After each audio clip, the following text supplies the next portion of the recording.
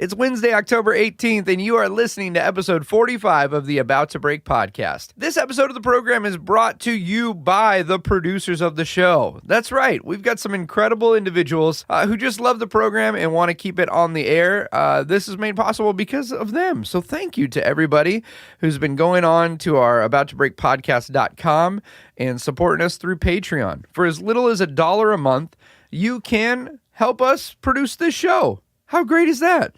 And we've got some individuals who give $1 a month, some give $5 a month. We've got a fellow who gives $10 a month and someone else who gives $25 a month. I can't believe it. I'm so humbled. I'm so grateful.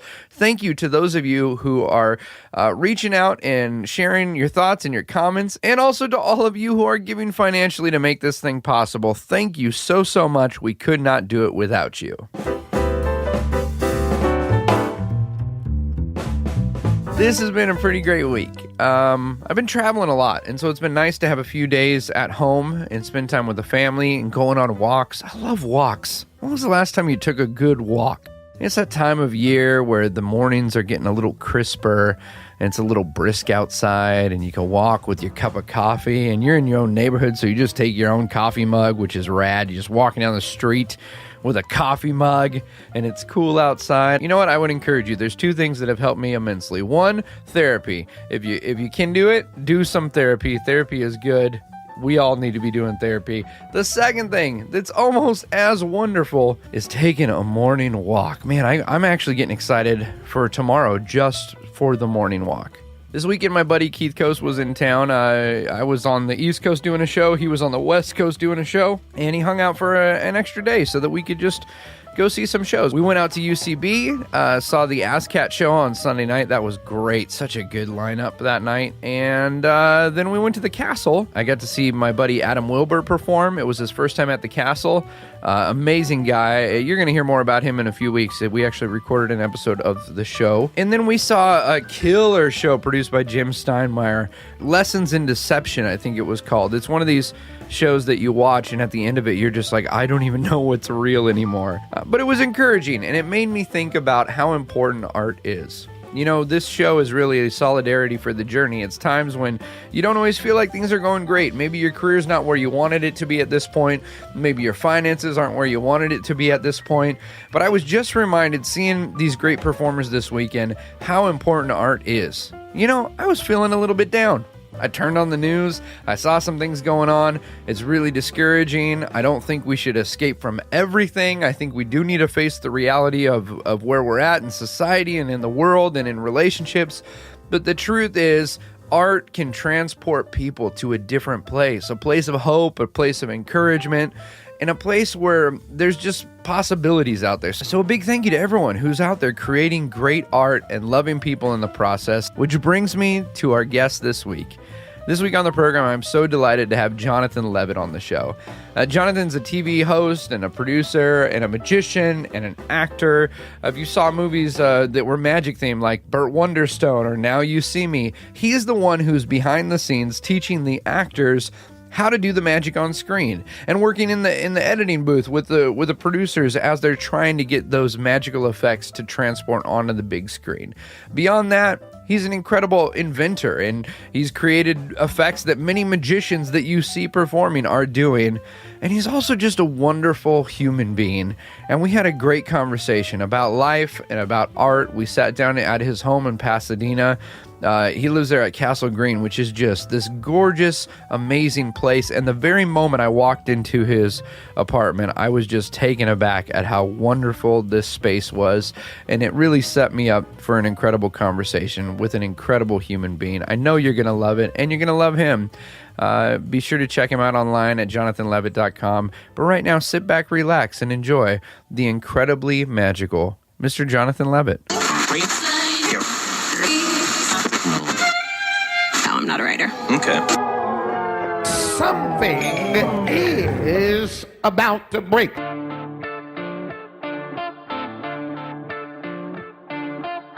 Hey everybody, welcome to About to Break. I'm your host, Taylor Hughes, and this week I am joined by magician, actor, creator, host extraordinaire, Mr. Jonathan Levit. Hey. Thanks so much for doing this. Oh, man, it's so good to be here. Thanks. It's good to be here. We are in your home right now. which is, it's a magical place. I told you when I walked in, but some places just have a good vibe and energy to it. You walk in and you're like, oh man. Yeah, I live in an old building built in 1898 called Castle Green in the heart of Old Town Pasadena. It is incredible. Originally a hotel. It was a hotel, and now it's condos, but it's been restored back to its old glory, and it's a magical place. And people say that I live in a castle, and I go to the Magic Castle, and I live in a castle. Oh, it's incredible. So much fun. Yeah. We and this is Raymond right here, that's where the original Tournament of Roses went down, right? Yeah, well, this street. Yeah, well, we actually have the Rose Parade happens on Colorado, which is just a half a block up, right? And I do my best to stay inside during that time. I remember it's crazy. A few years ago I went outside, and it was like a nuclear fallout after the next morning. Yes, it's like the city is doing a walk of shame. It's like, what have we done? That's right. And the weird stuff too, like tortillas with shaving cream on them, and you just think, what did I miss? What happened? Okay, I have a funny story for you. Do it. You mentioned tortilla. It makes me think about this exact story. So so I had done a movie years ago called Tortilla Heaven. Tortilla Heaven. Yeah. I would eat there. Yeah, I wouldn't even look at Yelp. I'd just go right to that restaurant. Let's go right to Tortilla Heaven. Yeah. We shot it I think we shot it in Santa Fe. But that movie eventually had a release of some sort. I don't remember what actually, but very limited, And what I remember is not knowing what happened in the movie. It was years before the movie, was released anywhere. Oh yeah, you do the project and then you go, whatever happened to that thing I did? Okay, So a few years back, now it's probably 7 years or something like this, but because I did this movie a long time ago. But I remember walking out of here, walking up to Colorado. And it was like a nuclear fallout. It was, nobody was around. It was like the zombie apocalypse had come and gone. Yeah. And there's stuff all over the ground, And so I'm standing at the corner of Colorado and Raymond. I'm just standing there, and I look down, and I see a postcard, and I pick it up, and it's for the movie Tortilla Heaven. No way. It's so weird. I don't know what... But it was very surreal, very existential. That's amazing. Yeah. You were like in, what was that, Cloudy with a Chance of Meatballs, or that kids movie that came out where the food falls from the heavens? That's right. You literally experienced it. That's right. And just to be clear for your listeners, I was not in that movie, and I wish I was.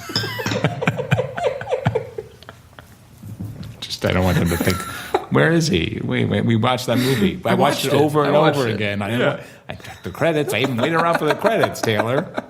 I didn't see his name anywhere. Did you? What was your first? Because you do so many different things. What was your first? Was magic the first entry into entertainment, or was it the acting, or what did you start with? Yeah, I started doing magic about 38 years ago. Forget my age for a second. I did it a long time ago, and my dad was a magician. Oh, awesome! Yeah, so I found some of his. As I often say, and it's true, I found some of his magic props when I was 8 years old in the bottom drawer of a dresser in our home in St. Louis. And he used to go to Tannen's in New York and perform as a young man. But then he stopped. But he kept some of those props. So I found them, and they're the props with the the dragons on the. Oh yeah, red boxes with green dragons and lots of chrome. My square circle prop. I love that stuff. So I got into it there in St. Louis, Missouri. Great community out there. Unbelievable magic community. And grew up with Chris Korn and Chris Kenner as my contemporaries. Oh, wow. These are my heroes.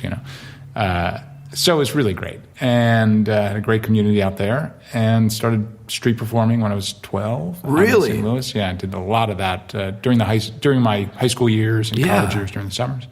And just downtown, just kind of on the corner. There was in St. Louis. There's a great outside mall there, Westport Plaza, and they had street performers I don't even know if they do it anymore, but back in the day, that was a thing, So lots of performers. And so I learned from my fellow performers who were jugglers and mimes and what have you, and they called me the businessman. I used to wear a three-piece suit.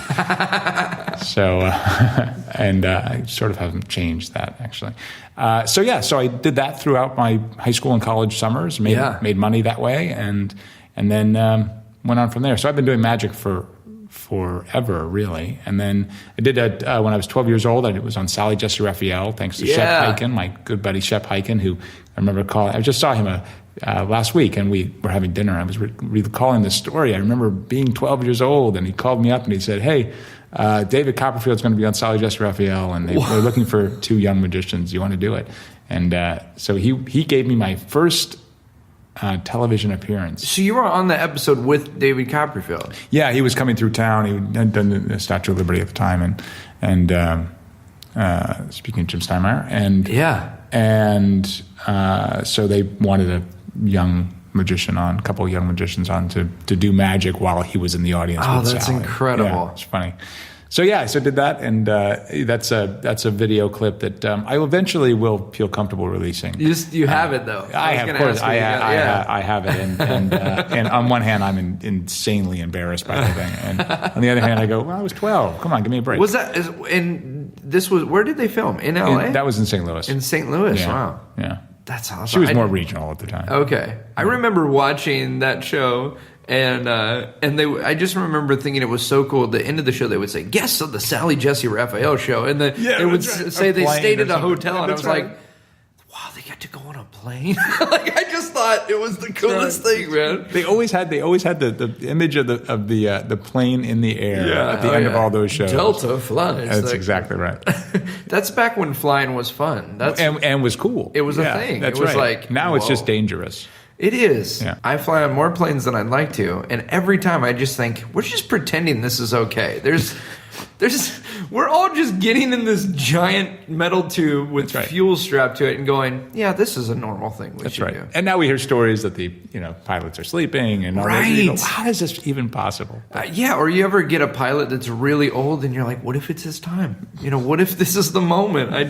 Well, there is a co-pilot. That's true. Yeah, usually, right? There's a co-pilot? Yeah, my favorite is when you're on the jetway forever because there's some mechanical issue. And they're like, it's bad enough that we can't fly, but then they're extremely confident that it's all better now. Like, now, I will say, that's right. Now, we got it. We nailed it, guys. We're good. It's like IKEA when you always have that extra screw. Yeah. The mechanic says, same directions. Hey, Harry, do you know where this goes? Don't worry about it. But to be fair, flying is still the safest way to travel. It is. All right. Statistically, right? Yes, that's right. Yeah. It is. I was just having a conversation with my girlfriend a couple of days ago about flying. And now she's going to listen to this. Oh, because she didn't want to fly? Like she was nervous about it? No, she's fine with flying. She was fine with flying, and sometimes she gets a little spooked by it. Yeah. And we were just having this conversation. And I was saying how great it is, and now you have just led me into this conversation so that she's going to listen to this podcast. Oh man! And she's going to say, "What's wrong with you, Jonathan?" So I am assuring her and everybody, it is still a beautiful way to travel. It is very safe. It is amazing. We'll edit totally all this safe. out so she doesn't have to worry. Thank you. We'll make a separate version of the podcast. We'll just only talk about the things that she loves and is comfortable with. Well, now you're getting me even more trouble here. That might be a good way to set you up. Is we just, What's wrong with you? I don't know. Can we move on to another topic, please? I did have a plane recently. I was on where. I love you, Casey. Let's move on. Last thing I'll say about planes. I was on a plane recently, and we're taking a while to go, and finally they're like, "We're all good to go," and I asked one of the flight attendants. I said, "Excuse me, why? What was the problem? Do you know?" And he says to me, he's like, "Oh, you know how like." On your car, you have a starter that initiates the engine going." And I said, "Yeah." And he said, "Well, this plane, that thing doesn't work. So we had to jump start the plane." Oh, what? Yeah. They had to somehow jump, the engine couldn't turn itself on, so they had to jump start. I want the photo of the cables coming out of the engine. That's huge. I want the photo. And I said, "Well, what happens if it stops working up there?" And he's like, "Well, does your car ever stop working on the freeway?" And I'm like, "Sometimes they do." I couldn't believe that. I want the photo of the cables coming out and a guy right with his head in under the hood of a Plymouth, right? And hit the back of his pants, kind of drop down a little bit as he's trying to go, right? And then looking up and go, is it? Are you pressing it? Right. Are you turning it? Yeah. I want that image. And then it ends with guess of the Sally Jesse. That will be the graphic for this podcast episode. It'll be you and I. You'll be the pilot. I'll be the co-pilot. Absolutely. And then the jumper cable is coming out of the 737. I want that image. That'd be so awesome. It's good. Oh my goodness! So you start off doing street performing. Yeah, that'll teach you right away on how to connect with an audience. Absolutely, I mean, it was really a proving grounds to understand how to work in front of a group. An audience. Did you ever have any scary moments on the street there? Anybody? Yeah, I had a. Oh, this was great. So I used to use a butterfly knife to cut open a lemon. Okay. I don't recommend that. No. And especially, I don't know what I was thinking doing that. It's nowadays, I'm really a conservative guy when it comes to treating an audience with respect and not putting them in and not using. I don't work blue usually. Occasionally I'll say something that's part of the script, but I won't work blue usually, and I don't try to use props that are offensive. And so the idea of using a butterfly knife, I think, is really awful. And but I did. So there it is. And as a kid, it was stupid. Yeah. I don't know why I was doing that. Did you practice that move? Well, I could do the move. I was really good at the move. That's why really good at the move. Really good at that move. So I'm in the heat of the moment. I get very excited. I'm ending with this Bill and grapefruit routine. And the knife happens to be in my back pocket, facing up and open by accident. Oh, what? So now I've got a huge group around me, and I reach into my pocket. No. I squeeze. I pull out. No. I know, you're holding your face. Yeah, you Imagine how I felt. Yes, I grabbed that blade, slicing open my finger. Then at that point, I'm bleeding and profusely. And then I take the lemon and I hold the lemon up as the juice now is running down my hands. So it's just burning. Oh, it was terrible. So, but I finished the show. There's just blood everywhere. I'm starting to. It's terrible. I'm starting to pass the hat.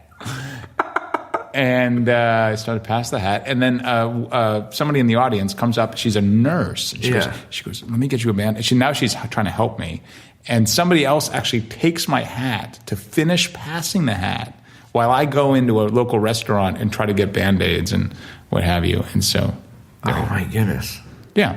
How was the take that day? Well, that's the question. and you're like, now it's in the show every time. That's exactly right. Poor it's fantastic. Kid. That's right. Oh, he's bleeding again. So weird. I see this kid every week. He's always bleeding. I was doing a show at the Close-Up Room in the Magic Castle. Yeah. And I used to use a big glass dome that would go over. I have a little sidekick guy, a little puppet. Yep. And I would put the glass dome over the puppet, and then a card appears in his mouth, and it's quite a fun trick. Anyway, but I don't use the glass dome anymore, but I did, and it was a big glass dome, and that was dumb, because I would carry this dome around. You're traveling with it? I don't know why. And I would travel with it. It was silly. But at least it wasn't a knife. Yeah. And a butterfly knife. Yeah. Right? There it is. So the dome, I have two people at the table in the close-up room, and I put the dome gently down on the table to cover up the little Nixon puppet. Yeah. And during the show, I don't know what happened, but I just grabbed the dome to lift it. And it was like, I didn't squeeze the dome. No, it's just one of those weird... Millions of pieces. It just went... In the close-up room. In the close-up room during the show, it just gone. Like, it was like it was a Harry Potter moment, except it didn't vanish. It was a million pieces. Did they applaud? Were they? Did they think it was part of the show? It just goes, right? And so now I'm in damage control mode, making sure everybody's okay, which they were. But now there are a million pieces of glass all over this table. And So next thing I'm looking down at my deck of cards, and there's blood on. Anyway, I shouldn't say this because now I'll never get hired back. You'll be But fine. it was a thing, and now it's over, and I don't use that anymore. But I don't know why I was even using it. I mean, now I didn't even do anything. I just casually, very lightly touched it. That room only seats 22 people. Right. So there are 22 people, probably 4 As of which close are as they can magicians. be, too. No, but now that can tell the story. Oh, right? that's great. I've heard that. I was in the room when that happened. Oh, wow. And because it was so bizarre. Anyway, so I don't like blood in my show. I don't know why this is. There's those moments when that moment specifically. I mean, at least with the knife, you were at the end of the show. Yes. With this, now you've got to clean up glass and somehow finish it. But I did finish. And I was in the close-up room, so I had somebody else pass the hat for me. But that is a problem too. I shouldn't do that in the close-up room. I realize now. We shouldn't pass. We don't pass the hat in the close-up room. That's the way you can get paid at the castle. No, that's right. You should cut this out. We'll this take is it not out. good. That's not good. The But views of this podcast do not reflect the views of Jonathan Levitt. That's right. Jonathan does not actually do that. By the way, but I do have that deck of cards, and You occasionally saved it. I occasionally come across it, and I go, "Oh wow, that was the show." Yeah. You bled for that show. I did literally bleed for that show. Yeah, that's uncomfortable.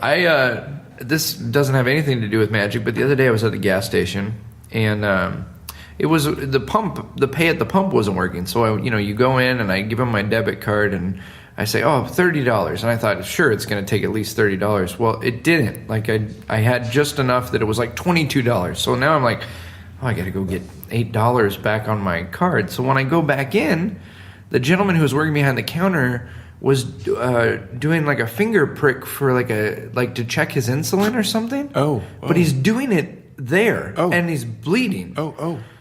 And so then he's like, let me get your receipt. And I'm like, so he's handing me this bloody receipt.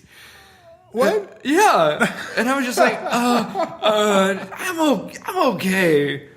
Really, it's fine. It was just the weirdest Keep thing. the $8. Keep the $8. Listen. Do you need more? Let me give you. Oh my God! But I was just like, of all the places to do, I guess if you're working a long shift, you've got to do that. I mean, that'd be a terrible thing to have to do. But maybe you do it under the counter. I mean, it was a very uncomfortable moment for me. Yeah. I will never go through that process now, getting your money back. You just let it go. Yeah. It was an interesting moment. So, you okay? I'm working through it. I don't like the sight of blood. I hate knives. I hate knives and I hate blood. I can't remember if I was using a knife. Yeah. Maybe that's why I hate knives. You obviously loved it at one point because you learned the trick. Yeah. Maybe that's why you were I hate into knives. it for a minute. I was. I'll be honest. I loved doing the move. The move. Mm-hmm. Yeah. I mean, if you could do that move, they should make something else. Like a coffee stir or something that operates that same way, so it wouldn't be as cool. Let's not. And by the way, I just want to say for anybody listening, I do not condone doing those kind of. I don't like the idea of it. Yeah. I don't like knife tricks. The styrofoam. Oh, I cup hate that. With the knife. I hate that trick. I really. Well, and how many guys have to? Recently, another guy at the castle. Like how many guys have to hurt themselves? First of all, these effects that are danger effects, a lot of them could go wrong very easily. Sure. Even Penn and Teller will do a lot of effects that have, but they will flat out say there is no danger in this because we don't want to subject an audience to actually seeing something. It's a terrible thing. Yeah. And the idea of the dagger under the cup, you're really not. You're making the audience very uncomfortable, right? And then don't even get me started with the magicians who will use the audience's hand. Oh yeah, I'm really offended by that. Yeah. I hate to say that I'm really that much of a prude or conservative, but I am. I really don't like this. Yeah, I see you're pulling out a list of names from your pocket. This is the point we're going to read the names of all the guys that do that. You want to do it? There. Yeah, let's do it. Should we do it now? I just searched the interweb, and the Google tells me. Insensitivemagicians.com. That's right. Now we're going to have to buy that domain. my God, I'm going to do it right now. InsensitiveMagicians.com. Oh my God. That could be fantastic. Oh, I am going to get so blasted on social media. This is great. Well, I'm glad that you bring it up, though, because whenever somebody allows you the opportunity to stand in front of a group of people, you have a responsibility. I mean, it's a huge responsibility. And I think a lot of times performers, we just go, what can I get from this audience? How can I get a laugh, or how can I get them to watch some cool thing I can do? Which is why a lot of times magic gets a bad rap. I mean, Seinfeld says, here's a quarter, now it's gone, you're a jerk. Yeah, that's right. And but also, I think that there are times when a reaction comes in that may be an uncomfortable reaction, but it is perceived by the performer as a positive. Yes. Right? It's like a false positive. Oh, yeah. Yeah. And it's our responsibility to really understand, is this a valid and credible response, or is it a response that is is coming from an uncomfortable place? Yeah. And if it is, then we need to not be doing that. Yeah. A pant drop will invoke a laugh, but not in a good way. It's not a good laugh. Yeah. I see comics do this all the time. I work with a lot of comedians, and I love comedy. There's so many guys that'd be like, "Oh, that joke kills," and it's like, no, it doesn't. It gets a reaction. That's right. It's making people uncomfortable in a not good way. Not in a way where they're thinking about life, or it's compelling them, or getting them. It's uncomfortable seeing something that looks like a miracle, but that could be a good thing. But yeah, where are they laughing, and why? What is the moment of the laughter? Yeah. Or the wonder, or the. We got to be very clear about that. Yes. Yeah. See, remember when I said I would edit out long pauses? This is the pause. This is the pause. This is one of those pauses. This is one of those pauses. So you started doing street performing during junior high school. Yeah. Right. Yeah. And then what happens after that? Did you go to school for something specific, or did you jump right into performing full time? What was your? I was in college as an avid. Well, I first went in as a public relations and broadcast journalism major. Oh, very cool. Yeah, and that's where I met Greg Bennick. Now he was just on your podcast. He's my hero. Can we just do a show about Greg Bennick? Let's do it. You did a podcast with Greg Bennick. Let's just make this one about Greg Bennick. Yes, we're going to record 3 podcasts. One is specifically for insensitive magicians. Okay. One's for your girlfriend and her fear of flying. Casey. And then one is for Greg Bennick. I don't want to say she has a fear of flying. No. She does not have a fear of flying. She just...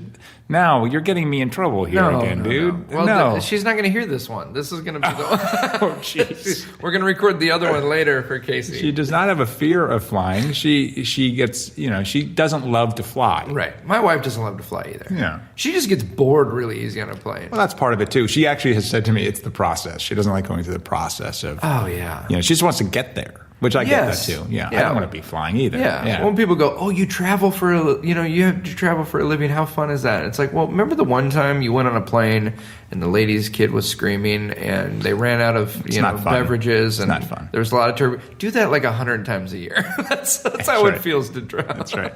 I fly. Anyway, I don't want to. Okay, all right. No, right. Do it. No, it's we can take it out later. No, I'm not going to say it. So that's where I met Greg Bennick. Greg Bennick, who's wonderful. He's amazing. The man I always wish I could be.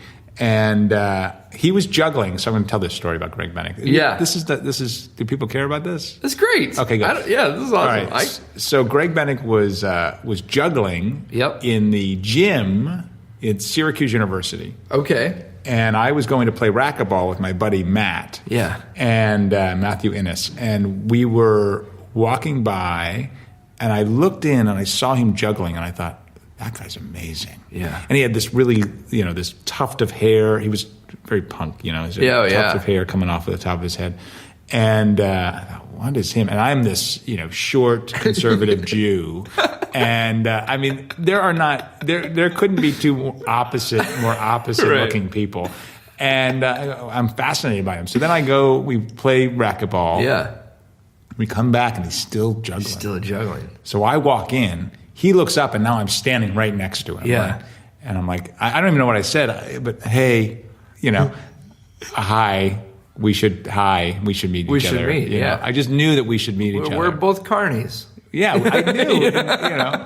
And now we're great friends. So. Anyway, so went in as broadcast journalism and PR, got out of both of those, went into advertising, and now I have an advertising degree. Yeah. I take that back. I actually went as a dual major. Okay. With PR and math.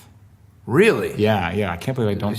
I was going to be a math teacher. Representative for all the math teachers. I want to be a high school math teacher. That's cool. Yeah. Have you always been good at math, or was it? I didn't say I was good at math. Oh. I'm not doing it now. I always liked math. I actually love math. Yeah. And one of my favorite magicians is Arthur Benjamin. He's a hero to me. Yeah. And I just love what he does. And so I love math, but my brother was a math and economics major, and so I probably was also going into it to kind of follow in his footsteps a little bit. Yeah. But I got through Calculus 2 and realized this is insane. Yeah. So I got out of math and went into broadcast journalism, switched over to advertising, and now I have an advertising degree with a minor in philosophy. But awesome. While I was in college, I did a lot of magic and producing of shows, big shows at college. Yeah. So I was starting to really ramp it up back then. And then after college, moved to Colorado. Okay. Working for a software company. Yeah. Quark, maybe Quark Express, and sort of threw myself into the publishing and design world. And magic was still happening, but it was really on the back burner. Right. And then about 4 years later, decided to move out to Los Angeles to pursue my acting career, and that's it. So I moved out here and been doing that ever since. It's cool too, because you have a rare experience of doing a lot of work in front of the camera with acting and hosting shows and things like that, but then also working behind the scenes as a consultant and being able to use your magic experience to. I know you worked on Burt Wonderstone, right? Mm-hmm. And Now You See Me. I did, and a few television shows and a couple of television pilots. And I love that. And I love working with... So, yes, as an actor and a TV host, I often say that magic has found its way into the different disciplines in my life. Right? Oh, that's very cool. So if I'm... as an actor, I've done work... as an actor, as being a magician, right, and also not being a magician, right. My very first acting job was on the X-Files. Playing with Ricky Jay, right? With Ricky Jay, playing a con artist magician. Yeah, and but that was an acting role, right? For the whole, we were the guest stars on the episode, with one small scene of magic. Yeah, right. But that scene of magic was important. Yeah. So there's that, and then went on to do lots of acting roles that had nothing to do with magic. Yeah, television hosting, lots of hosting of shows that have nothing to do with magic. Yep. Some shows dealt with magic. My very first hosting gig was called Miracle Hunters for the Discovery Channel. Okay, we were investigating miracles scientifically. Oh, so having cool. my magic background helped to get that gig. Yeah. In fact, it's funny. They did a nationwide search for a host. They were looking for experts, right? Scientific experts. They couldn't find the right host, right? And they made the decision to reach out to magicians. So they went to the Magic Castle, and they actually talked to somebody in the office of the production company. Yeah. Said, well, I know somebody at the Magic Castle, and reached out to Janine Anderson, who I'm eternally grateful for. And she said, well, you need to talk to Jonathan.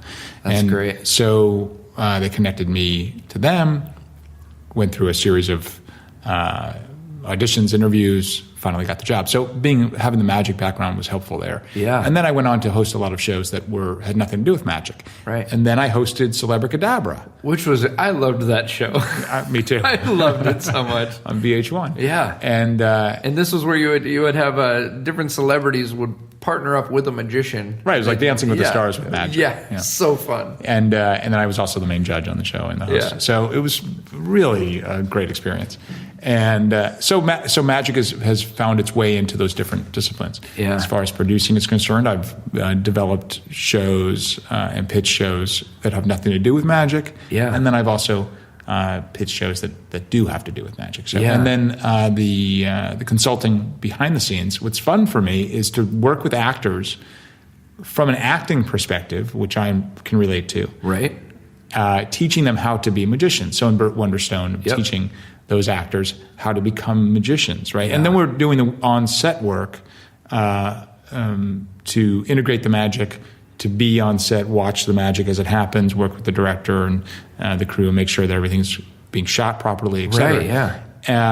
And then now you see me, we're doing the same thing, and a variety of TV shows doing the same thing. Yeah. So working with the actors to become magicians, because there is a certain technique to that, right? Right. One, you're learning the magic. We have to teach the magic. Right, the actual dexterity and being able to do the moves and the presentation. Exactly. And then also to behave physically like a magician. Right. Right. We talk about how a magician picks up an object from the table. Yeah, it's very right? different. It's a very different thing. And Yep. picking up a pencil is a very different action for a magician versus someone who's not a magician. Right. Just the act of doing it. So the Yeah. physicality, and actors want to understand that physicality. Yep.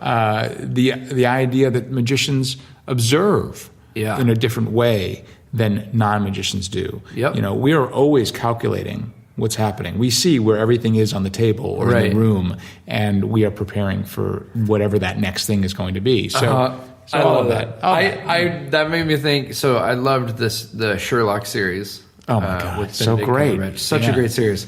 But that first time that he goes Yes. into his thing of noticing all this stuff, I'm like, oh, he's like a magician. like, Absolutely. you know what I mean? Like, Yeah. I mean, how many? I had a comedian friend of mine call me out because he's like, you magicians are always prepping for something that's going to happen sometime. He's like, you'll be planning something in Tucson that you're going to do in 4 years. like, That's exactly right. I know It's what about book, I know waiting. every That's right. book that's on your shelf. That's right. That's right. And I've planted a card in 3 of them. Yeah, I got a Queen of Diamonds in Poughkeepsie. That's right. That's right. I can't wait to go back. Right? You're like, I just can't wait. I hope that quarter's still on that ledge in the airport. That's right. Signed. But what we do. What's great about that is your ability and your knowledge in all of these different aspects is what makes you a great consultant, because there's a lot of incredible magicians who wouldn't know the first thing about what it's like to work on a set or to communicate what the needs of the director are versus the needs of the talent. And right. Also realizing that your role is important in that scene, but they've got all these other things going on. So being able to get in and do the work, I mean, That's right. it's a rare talent to be able to do all of that. And so. you have to. You're exactly right. You have to keep the production moving forward. Right. Right. And that's a hard lesson, a hard thing to accept at a certain point. Is you're on set as the magician consultant, magic consultant. You want to believe the magic is really important, but to the production, getting the shot is really important, and Yeah. moving forward is really important. Oh, yeah. And you have to know when to, what hills to die on, what battles to fight, and what battles to let go. Yeah. And let go. So funny story on Burt Wonderstone. Oh wow, this is interesting. Okay, so it was never a battle. It was always a conversation about what can be replaced or done in post with visual effects. Got it. Yeah. And what's practical. As the magician, we want everything to be practical, real. Yeah, right? yeah. But that's not realistic either. Right. And so there were shots that were replaced. I remember one scene. This is great. The bartender in the scene had to take a dollar bill from Jay Moore, and change it to 100. Okay. Right, and give it back, or keep it, maybe keep it, and so I devised a way to change that dollar into the 100. Yeah. Pretty easily. Yeah. And you just have to take the bill back, do a little bit of a move, and then change the bill. Looked pretty good. So it looked good. But the actor was having trouble getting it without exposing it, without flashing the switch. Yeah. Right. So, but we worked on it. But he ended up flashing. Okay. So I watch the premiere, and he flashes. Yeah. Okay. So. And you're just dying. It was frustrating, but it was fine. Yeah. Okay, that's fine. But then I'm talking to the visual effects director afterwards, and the actor. We were both at the premiere party, the after party, and we're chatting about that scene. And I go, well, it was what it was, and at least you kept it in, didn't replace it. And the visual effects director says, no, we replaced the shot. It's all digital. So they replaced the bill because the angle of the shot wasn't perfect. So they wanted to, they basically got it from a different angle by doing visual effects. But they messed it up in the digital effects. But they kept the flat. They kept it. That's right. That's fantastic. Go through all this work to recreate it digitally and then not. And the reality is that nobody's going to notice it. No. Nobody notices it, but as the magician, we notice it. Yeah. Which is why we're always trying to fight to be in the editing room too, and that doesn't usually happen. But it's a good idea for the magic consultant to be in the editing room to see those kind of things. Yeah. Yeah. That's so fantastic.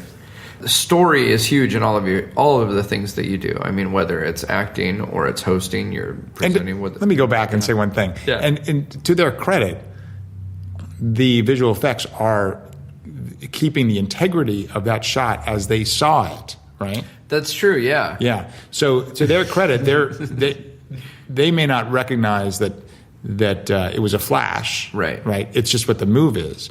So to their credit, they're keeping the integrity of that. And so I applaud them for that. Oh, that's good. For sure, yeah. That's good. Yeah. What were you saying? I'm sorry. I'm sorry. I'm just thinking about how many magic specials could use you editing. Oh, this is a TV show specifically about magic and we don't know how to cut it? I declined to comment on that. Oh, my goodness. I was going to say, so when you're presenting, obviously story is big for you, as an actor and, as a consultant and writing and all this stuff. When you're putting together a magic presentation, a piece of material that you're going to do at the castle or for an event, how much does story drive what you do? Or do you tend to start with, here's an effect or a moment I want to create, and then... Oh, that's a great question. I would say it's a mixture of them, because initially you are potentially thinking of, what's my through line here? Yeah. Right? What is the story? I try to create routines that each effect works off of another effect, or has a callback and has a through line. Yeah. It doesn't mean that I'm always doing that, but I try to do that. Yeah. And as far as the actual tricks and effects are concerned, you are thinking, okay, I want this thing to happen. Yeah. Right. I want. In fact, I was doing a workshop with some magicians last week up north in Northern California, and somebody was trying to work on an act for Fool Us. Okay, yeah. For Penn and Teller's Fool Us. Yeah. And I asked, is your intention to fool them? Right? Because that's a good question. It's a good question, right? I mean, do you want to go on and just get some media attention? Right. Or do you want to fool them? Yeah. And if the answer is, in my opinion, if the answer is, I don't really care about fooling them, I would ask why. Yeah. Right? And if the answer is, I want to fool them, then we have to look at fooling them, right? And build something to fool them. But if you're not planning on fooling them, why? Yeah. Shouldn't you always be striving to fool as a magician, right? That's the goal of that, to fool people. Yeah. Whether it's Penn and Teller or whoever else, right? Yeah. And so if going on that show drives you to reconstruct something that might not have been a fooler to begin with, into something that is a fooler, whether it fools them or not, should you strive for that? Right. And we had a great, healthy dialogue, and sort of what I got to was, let's start with the end. Okay. What is the end goal what is the end effect Yeah. that would fool somebody? Yeah. And then let's work backwards to make this work. Because the effect for a magician that was being discussed, Yeah. it would be possible for a magician to know what's happening. Okay, yeah. Right? Oh, yeah, this is what's happening. Right. Right. So, okay, let's look at what the end effect would be if we were to fool them, Yeah. and then work backwards to make that happen. Okay, yeah, Right? yeah. And adjust the effect to make that happen. Yeah. Right? That's the goal. Yeah. So that's what I like to think about is what is that end effect going to be? And then let's work backwards. Oh, that's very cool. Yeah. Do you tend to take that approach with any project, whether it's... Yeah. Yeah. I think so.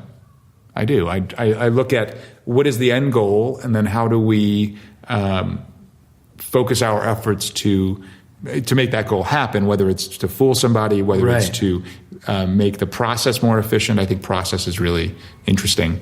How do you get to that point? And that's often more fun than the actual end of it all. That's something that I feel like in entertainment in general, people don't think about where they're headed or what the end game is.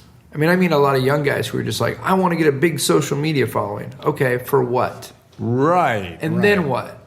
Right. And then what are you going to do with that? Yeah, right? Yeah. Or guys, even, I even think back to being a kid and just like the dream was to perform the castle. Okay, great. Yeah, that's great. It's incredible. It's the only place that gives me a Santa Claus moment as an adult. It's awesome. And then what? Like, I just feel like so often we don't. Well, okay, so I agree with that, but I've now adopted a new business model. It's not even new for me Let's anymore. hear it. Yes, this is my business model. Yeah. Which I don't know that I would recommend to most people. But that is, I only take jobs that will bring in a respectable income. Yeah. Or provide me with a life experience that I truly enjoy. Yes. Right? Yes. And so that means that I will do things that don't bring in a financial income, Right. but do make me fulfilled. Yeah. Oh, yeah. And happy and joyful. Totally. And have a great experience. Yep. And so that's it. So you're speaking to working at the Magic Castle, right?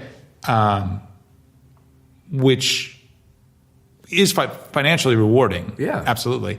But also may not have an end goal, may be that thing that is a life dream to perform at the Magic Castle. That's good. And that's well worthwhile. Yeah. I don't think there's anything wrong with not having an end goal in sight for something like that. Yeah. Yeah, that's good. Yeah, because it all comes to, I think I wear a lot of hats in this industry. Yeah. I work in the technical end of the world too, in publishing and graphic design. That's another part of my life. Right. But I think that they all get married together at some point. If you just do the things that, my motto is never stop creating. That's on my business card, right? Never stop creating. So if you just keep creating and keep doing whatever it is that you find joyful, right, then at some point they will potentially, hopefully, intersect. Right. And I've found that has been happening, and there's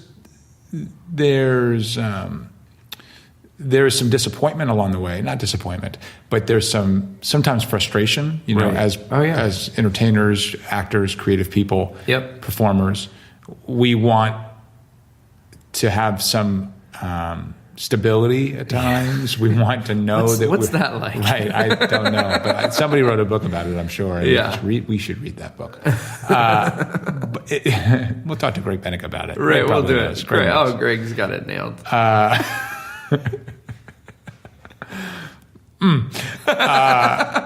He does. That guy figured it out. He talk about finding joy and fulfillment in life. Yeah, that guy figured it out. But we want to know that we're going towards the right end goal.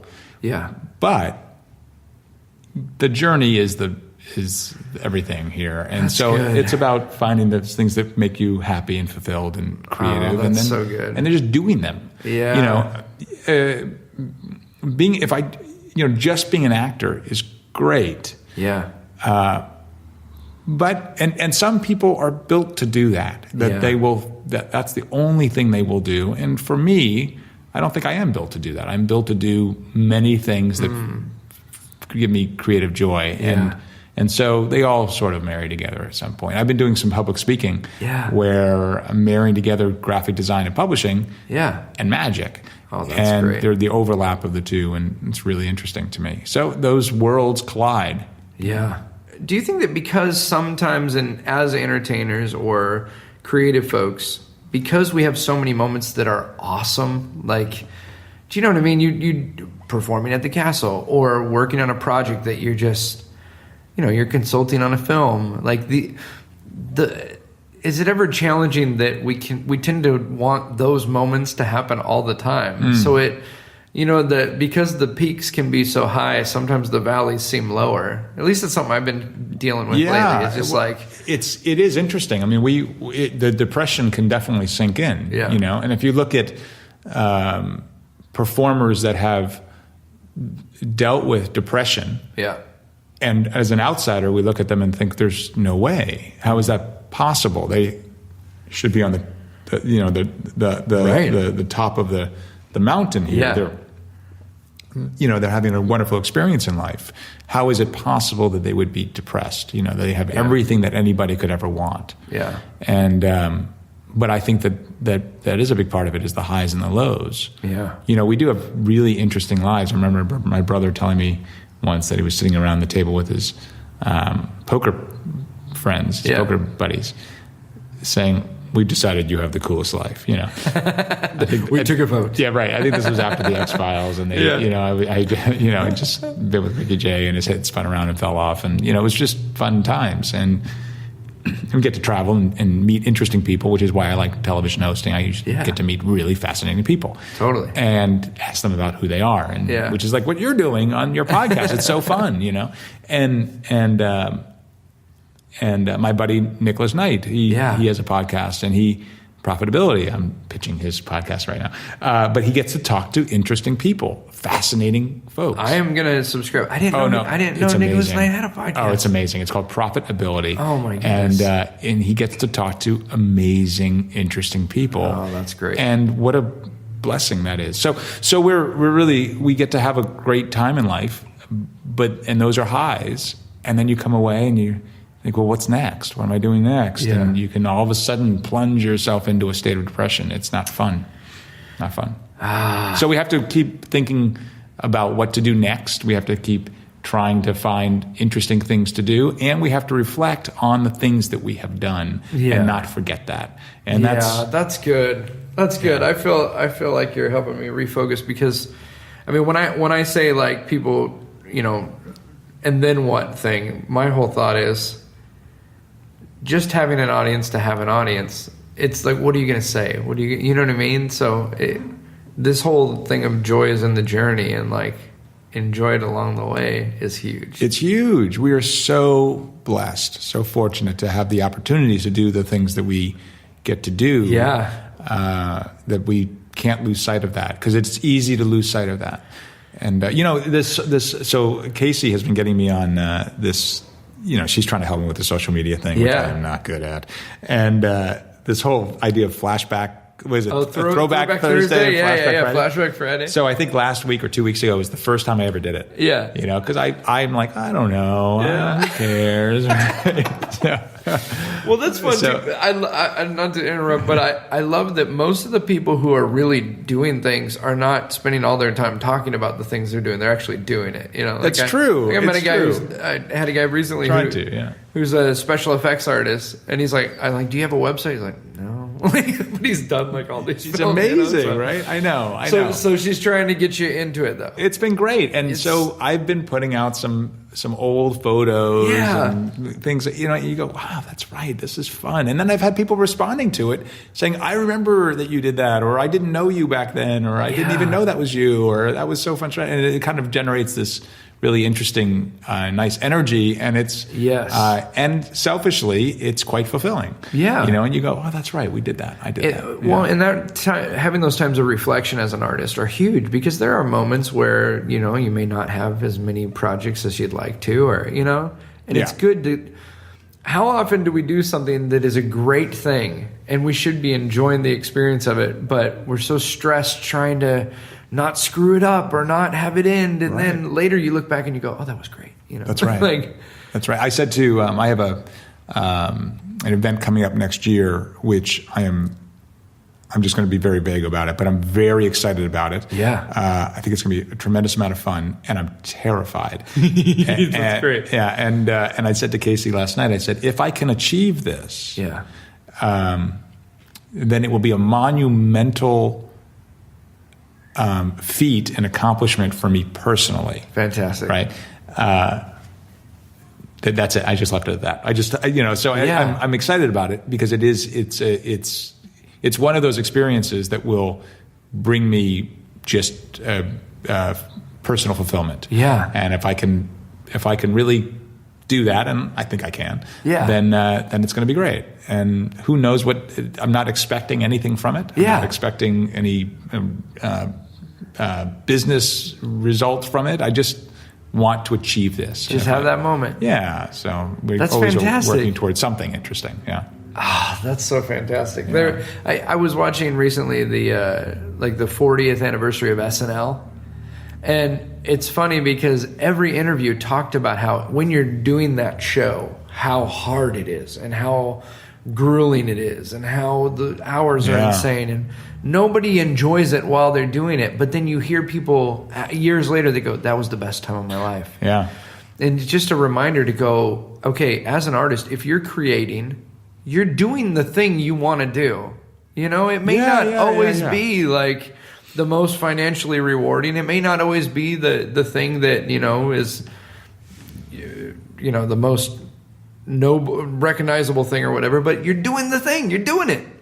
You're doing it. It's a good reminder. You're working hard at it, and then you have that end result. Right. And for yourself and for your audience, and you get the chance to do that.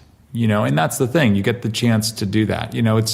It's I'm always very impressed by people that go to work every day. Yeah.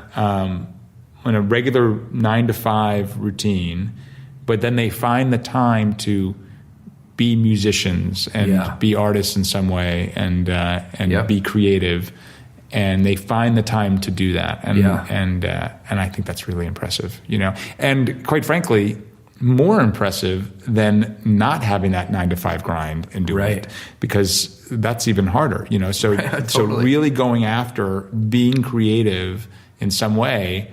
And that brings so much fulfillment. I'm really impressed by that. That's so good. Do you have, before you're backstage and you're about to walk out, or you're about to shoot a scene, do you have something you do to kind of ground yourself before you're going to do a presentation? Is there any sort of final thought before you walk out that you tell yourself, or anything like that? That's an interesting question. Thurston used to go up behind the curtain and express how much he loved his audience, right? And I used to jump up and down, and I used to try to get my energy up, and now I don't do that. It's such a good question, and I should have an answer for it, I suppose, but I really don't. No, I don't. I don't really have a thing that I do. Yeah, I just like to just be present. I'm often going over. It's very interesting. I'm going over, I just hosted at Magic Live, the conference. Oh, yeah. With Julie Yang. We were hosting the general sessions each day and had a ball. And we were going over what we were going to say in the interview, what we were going to ask, what we were, just right before going on stage, just going over it all in our head. At least for me, I can't speak for Julie, in my head. But then it's like a light bulb just goes off. You're waiting for the intro, and then you walk out on stage, and you just click into this other thing, right? Yeah. So no, there's no specific, but I'm usually pretty focused before I go out. Usually. Yeah. Although Julie might say, she might tell you otherwise, that I was pretty flippant actually, maybe before I went on, and maybe not so focused. So how do you process things after a project's over? How do you learn from or audit yourself to figure out, Oh, it runs through my head a lot. Yeah. After something is done, I'm constantly evaluating it and doing damage control in my head and worrying about things no one noticed. Just trying to make myself feel better about the fact that I think it was awful, But I'm pretty harsh on myself. Yeah. I'm not usually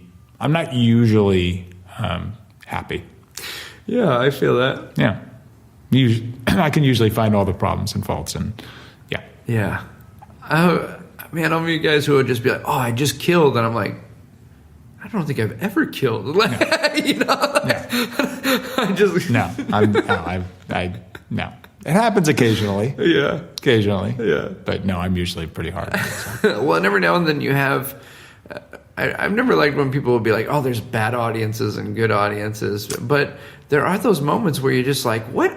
Did something happen before? Like, did everyone get here in the room and something happened I'm not aware of?" But there is often a group mentality, yeah, right? This crowd mentality. Feel this weird vibe sometimes. That happens. I mean, there's no doubt that there is a crowd mentality. Yeah, I appreciate that there is the theory that there's no bad audiences. Yeah, I gotta appreciate that. Sure, but you know what? There are bad audiences.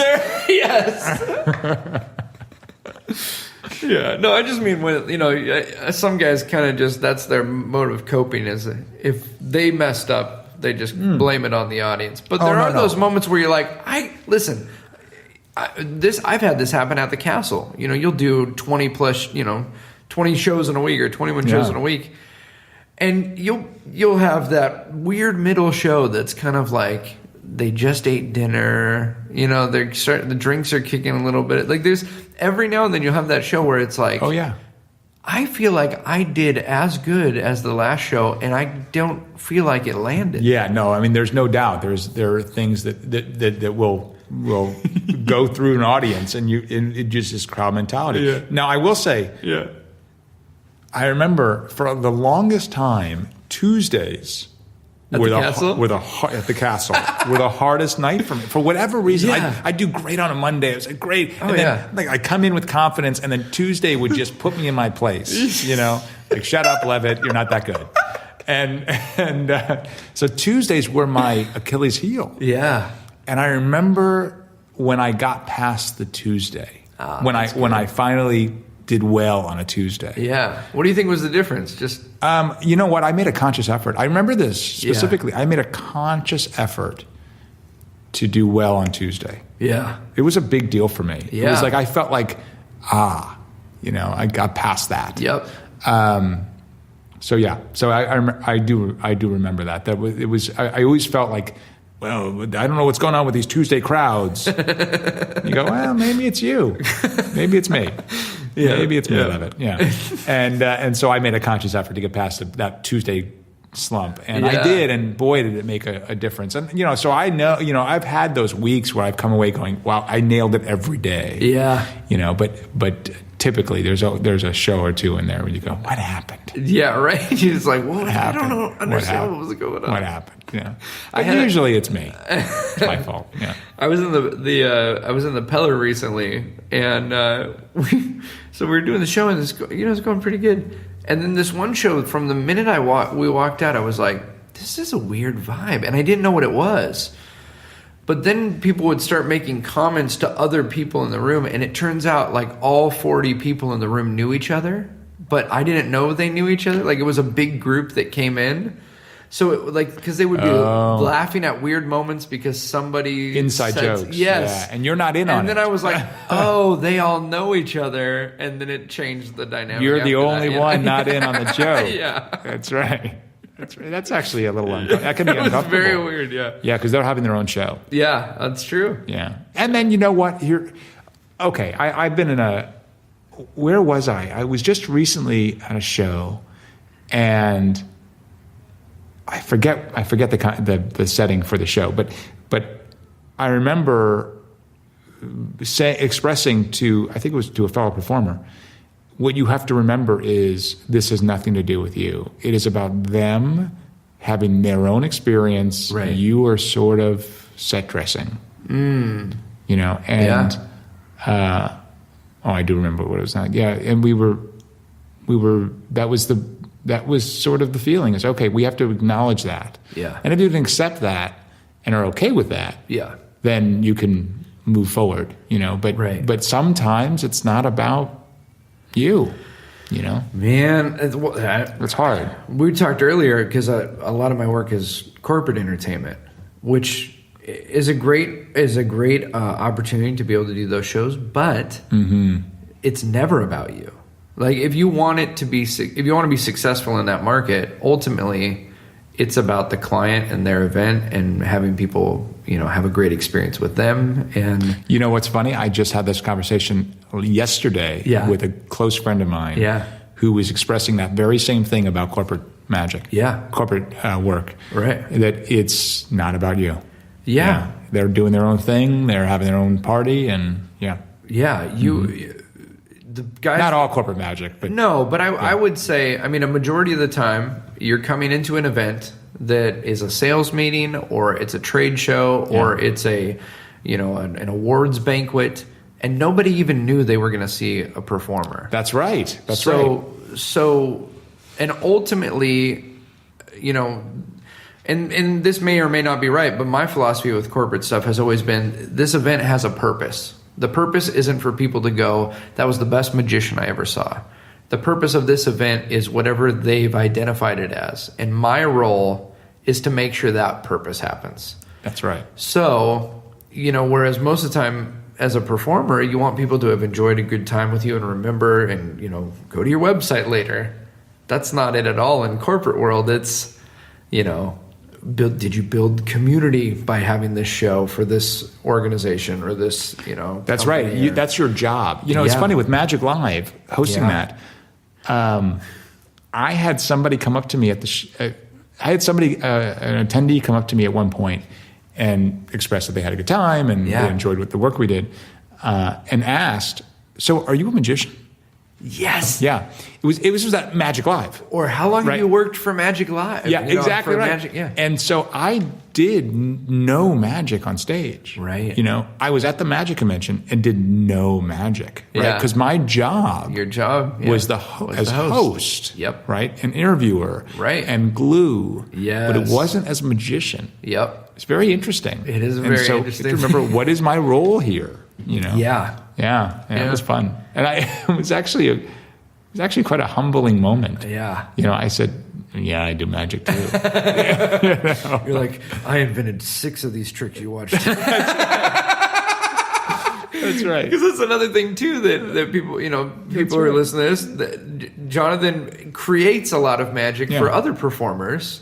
That's right. That's going to be fun when you've put together something and then you see someone else present it. Oh man, it's amazing. Now, look, I put out a handful of tricks, and instructional manuscripts and what have you. Yeah. But then you think of someone like David Regal. Oh, yeah. Who's massively prolific, yeah. And just he doesn't stop. He's a machine, and everything he puts out, you go, well, that's good. Yeah. That's going to be good, Yeah. And I can only imagine for him what that really feels like to see his stuff done so much. Yeah. But so even for me in my little microcosm of putting out the things that I put out, it's a real joy, and having people respond to me. And I've been interacting with some people on email over the last day or two who are saying, I've really been enjoying this particular routine, and I've been doing it, and it kills every time. And, it's a good feeling. It's fantastic. Yeah, it's fun. How do you know when to shift focus between all these different... You know what I mean? Like, I think someone would think, okay, he's an actor, he's a consultant, he's a performer. How do you know when you need to work on different things or what to focus on, or this season's going to require a lot of writing, or this season's going to require a lot? Is it just kind of happen, or? I kind of look at what's next, You know, what's next on the plate? Yeah. And you know, I wake up every day, and it's, you know, I just multitask like crazy, which is not necessarily great. But I'm constantly shifting back and forth, you know, but I'm sort of looking at what's next, you know. So if I know I've got a show coming up in a week that I have to do some prep for, that stays in my mind. It's the front of my head, you know, front of my mind. I've got to work on that stuff. It means I have to do other things along the way, but that stays at the front of it all. Yeah. You know, so I don't have an answer. I just kind of look at what's coming up, you know. And so I'm playing catch up a lot, it feels like. You know, I'm always going to the next thing. Yeah. You know, which is frustrating at times. Well, I'm sure there's times too where you have ideas for projects or routines or things you want to work on, and you just go, okay, that's going to have to wait. Do you keep notebooks, or how do you? I write on a lot of on index cards. Yeah. Yeah, I'm always writing lists of things on index cards and scratching them out, and then I'm always trying different apps to try to help me organize, and it never works. It never works. The app thing, okay, well, I do this, but with fitness. Like, I have probably 4 apps on my phone that message me 6 times a day and go, you got 7 minutes to exercise? No, I don't. I won't delete the app. Next. So now, I literally, the only exercise I get is swiping off of these stupid apps that I'm never going to use. So that first finger of yours is really, really strong. Yeah, totally. That's right. That's right. But you have a callus now in your... We notice you're at X restaurant. Do you want to wrate your calories? No, I don't. No, I don't. And how do you know where I am? That's exactly right. Meatballs, please. Yeah. Can I have more meatballs? That's right. Oh, my goodness. So with meatballs, I think we've come full circle. I think we've come full circle. We've hit it all. We've hit on airplane stuff. We hit on the meatballs, magic, acting. What are you most excited about in this next season? In 2018. Yeah. Is that the next season? Yeah. I mean, there's a lot of stuff coming up. I've got a lot happening right now. Actually, some travel and some shows and some speaking coming up. And continue just to work on all the projects. So I don't. There's some television pitches that I'm hoping move forward, and we'll push forward, and so it's just all of the same. That's awesome, man. Mm-hmm. Well, how can people get a hold of you? I know that you're really jumping in with the social media thing. So you can find me at my website, jonathanlevit.com, I'm on Instagram. I think it's Jonathan Levit. Facebook. I'm not much of a Twitter guy, although I know I'm supposed to do that. But occasionally I'll go in and look at Twitter and go, oh, all these messages. So, but Instagram and Facebook, I'm there. And, awesome. And Casey's going to help me with the fan page. Casey. I know. She's because I have a fan page, but I don't really do anything with it. So I have to get better at that. So, well, you're a humble dude. It's hard to it's, you know. Yeah. It's the thing you got to do stuff, but then it's like, I don't want to. I'd rather be working on the things I want to work on. I know. So she's going to help me. Yay, Casey. Yeah, Casey. And Casey, if you're listening to this, I just want you to know you're amazing, and you are the best traveler. Wow. I'm trying to dig you out of the hole. I appreciate that. I appreciate that. She is amazing. Yeah. That's right. So on social media, you can find me on Instagram, you can find me on Facebook, and my website. On the website, jonathanlevit.com. I will put links in the show notes for all of those things. So if people are listening, they can just click over, follow you right now, and be sure to check out all that Jonathan's got going on. Thank you for doing this, man. No, it's been a blast. And great just chatting with you, man. Oh man, thanks. Well, we can keep chatting. I'm gonna hit stop on this, and then we can get into the real deep personal. The good stuff. Yeah. Cheers. Yeah. All right.